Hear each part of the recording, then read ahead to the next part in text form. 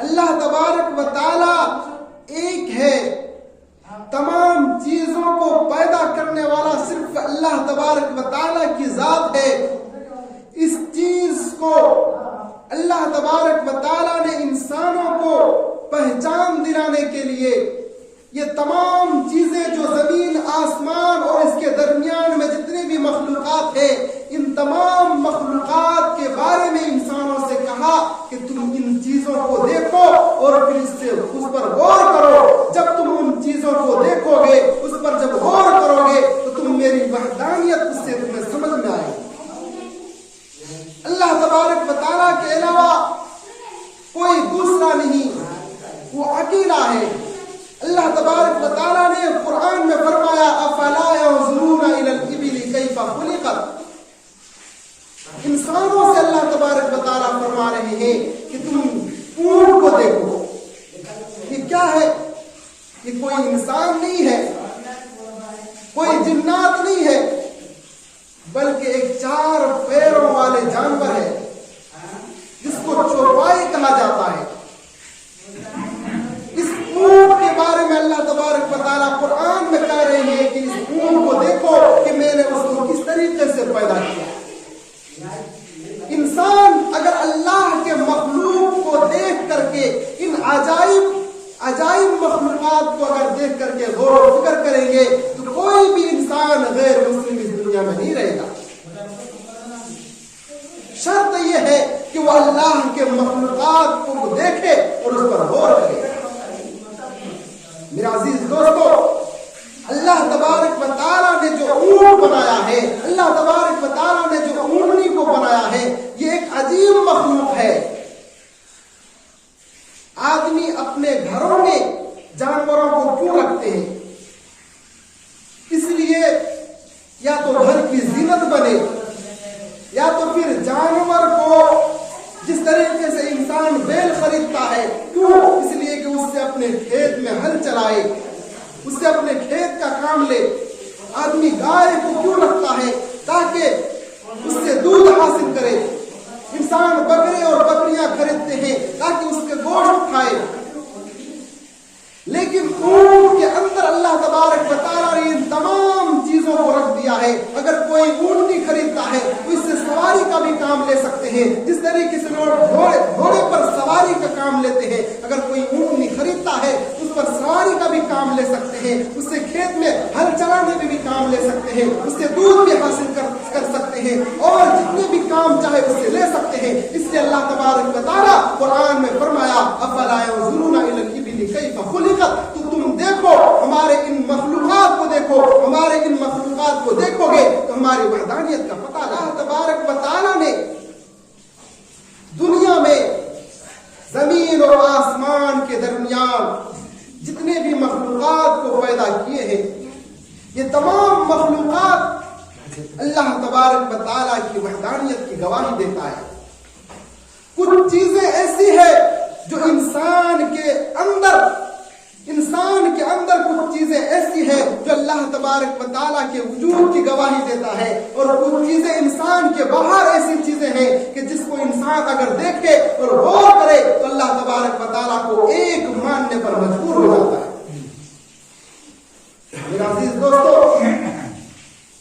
حضرت امام ابو حنیفہ رحمۃ اللہ علیہ کے زمانے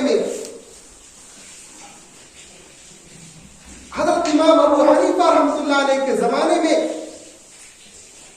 ایک فرقہ جس کو دہریہ کہا جاتا ہے، اور وہ جو دہریہ ہے ان لوگوں کے یہاں ان کے عقیدے ہیں، ان کا عقیدہ ہے کہ اللہ تبارک و تعالی، اللہ کے نام، اللہ اور خدا نام کی کوئی چیز نہیں ہے۔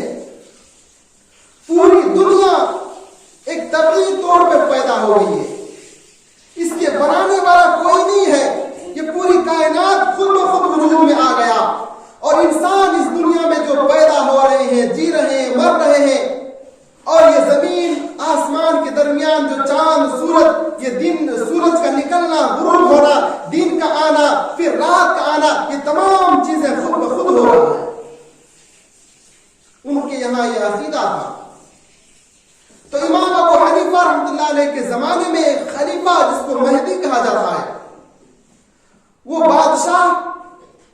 بادشاہ تھا، ان کے دربار میں ایک دہریہ آیا اور آ کر کے دعویٰ کیا کہ اللہ اور خدا جو کہتے ہیں، انسان جو خدا اور اللہ کہتے ہیں، یہ کوئی کچھ نہیں ہے، یہ پوری کائنات خود بخود وجود میں آ گیا ہے اور خود بخود چل رہا ہے،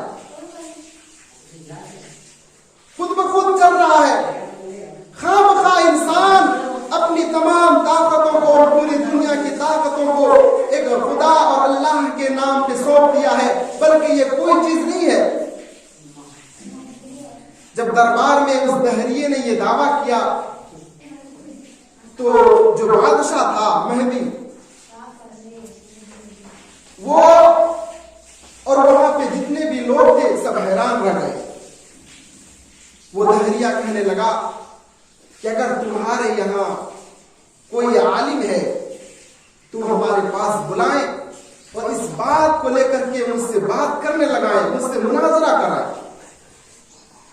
تو خلیفہ جو مہدی تھا، انہوں نے امام ابو حنیفہ رحمۃ اللہ علیہ کے پاس ایک آدمی بھیجا۔ امام ابو حنیفہ کیونکہ بغداد میں بیچ میں ایک دریا تھا جس کو دریائے دجلہ کہا جاتا ہے، اور دریے کے ایک طرف امام ابو حنیفہ کے شہر اور ان کا مکان تھا، اور دوسرے طرف وہ بادشاہ اور ان کے دربار تھا۔ بیچ میں سمندر تھا، بحری سفر، کشتی سے سفر طے کر کے جانا ہوتا تھا۔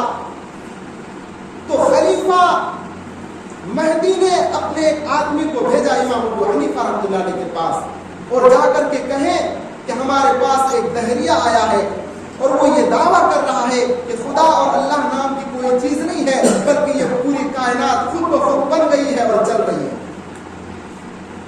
جب امام ابو حنیفہ رحمۃ اللہ علیہ کے پاس وہ آدمی آیا اور آ کر کے کہنے لگے کہ آپ کو چلنا ہے، اس دہریے سے مناظرہ کرنا ہے، کہا کہ ٹھیک ہے میں آؤں گا، کیونکہ خلیفہ کا دربار رات میں منعقد ہوتا تھا، رات میں لوگ جمع ہوتے تھے۔ اب امام ابو حنیفہ رحمۃ اللہ علیہ اس آدمی کو بھیج دیے یہ کہہ کر کے کہ آپ جائیں میں آؤں گا۔ اب امام ابو حنیفہ رحمۃ اللہ علیہ یہ کہہ دیے، اس کے بعد وہ آدمی بادشاہ کے دربار میں پہنچ گئے اور آ کر کے بولا کہ امام ابو حنیفہ رحمۃ اللہ علیہ آ رہے ہیں۔ 8 بجے رات کو خبر دی، اب امام ابو حنیفہ رحمۃ اللہ علیہ تشریف نہیں لائے، دیر ہوتی رہی۔ وہ دہریہ لوگوں سے کہنے لگا کہ تم جس عالم کو بلایا ہے اس کو پتا چل گیا ہے کہ کوئی بڑا عالم یا فلسفی آیا ہوا ہے، اور وہ ڈر کے مارے گھر میں چپ بیٹھ گیا، اب وہ آنے والے نہیں ہیں۔ یہ لوگوں کو بولنا شروع کر دیا۔ ایسے ہی لوگ انتظار کرتے کرتے ٹھیک رات 1 بج گیا۔ اس کے بعد امام ابو حنیفہ رحمۃ اللہ علیہ دربار میں پہنچ گئے۔ جیسے ہی اس مجلس میں داخل ہوئے، بادشاہ وقت تعظیماً کھڑے ہو گئے اور پورے دربار کھڑے ہو گئے۔ اس کے بعد امام ابو حنیفہ رحمۃ اللہ علیہ آ کر کے تشریف رکھے۔ بادشاہ نے پوچھا کہ حضرت میں نے آپ کو 8 بجے اطلاع دیا، 8 بجے آپ کو بلایا تھا، آپ کو آنے میں اتنی دیر کیوں ہو گئی؟ امام ابو حنیفہ رحمۃ اللہ علیہ کہنے لگے کہ میرے ساتھ ایک عجیب و غریب حادثہ پیش آیا، ایک عجیب واقعہ پیش آیا، اور میں اس واقعے کے بعد سوچنے پر مجبور ہو گیا کہ اللہ یہ کیسی عجیب چیز ہے، یہ کیسی عجیب کہانی میرے پاس مجھ سے پیش آ گیا۔ لوگ کہنے لگے کہ حضرت وہ کون سی بات ہے، وہ کون سی عجیب چیز جو آپ کے ساتھ پیش آ گیا، ذرا ہمیں بھی سنائے۔ امام ابو حنیفہ رحمۃ اللہ علیہ کہنے لگے کہ میں دریا کے کنارے کھڑے ہو کر کے بیٹھ کر کے بہت دیر تک سوچا اور سوچنے لگا کہ آخر یہ کیسی عجیب چیز ہے جو میرے ساتھ یہ پیش آیا۔ لوگ سننے کے لیے دل تڑپنے لگا، شوق پیدا ہونے لگا، شوق سے کہنے لگے کہ حضرت آپ سنائیں۔ امام ابو حنیفہ رحمۃ اللہ علیہ کہتے ہیں کہ جس وقت ہمارے پاس وہ آدمی آیا تھا بلانے، اس کے تھوڑی دیر بعد میں اپنے گھر سے نکلا. اپنے گھر سے نکل کر کے ٹھیک سمندر دریا کے کنارے میں پہنچا تو رات اندھیری تھی اور سمندر پار کرنے کے لیے کوئی کشتی نہیں تھی. اب مجھے سمجھ میں نہیں آ رہا کہ میں سمندر پار کر کے محل تک کیسے پہنچوں. چنانچہ ایسے ہی دیکھتا رہا. دیکھتے دیکھتے میں کیا دیکھتا ہوں کہ سمندر کے بیچ میں سے بالکل کشتی تیار کرنے والی جو لکڑیاں ہوتے ہیں، جو تختے، وہ خود بخود نکلنا شروع ہو گئے.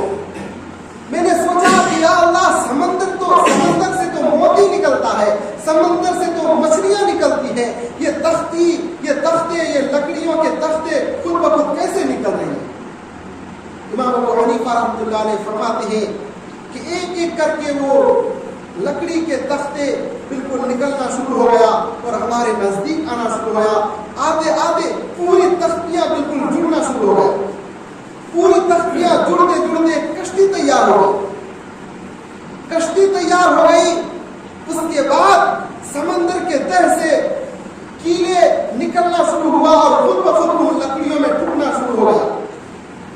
جب وہ کشتی تیار ہو گئی تو جو دو تختیوں کے درمیان میں جو درج ہوتا ہے اس میں سے پانی نکل رہا تھا.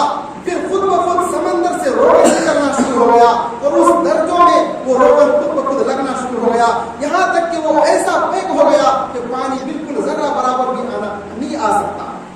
پھر وہ کشتی بالکل تیار ہو گئی اور پھر میرے نزدیک آئی اور ایسے جھک گئی گویا کہ وہ کشتی خود بخود مجھ سے کہہ رہی ہو کہ آپ مجھ پہ سوار ہو جائیں.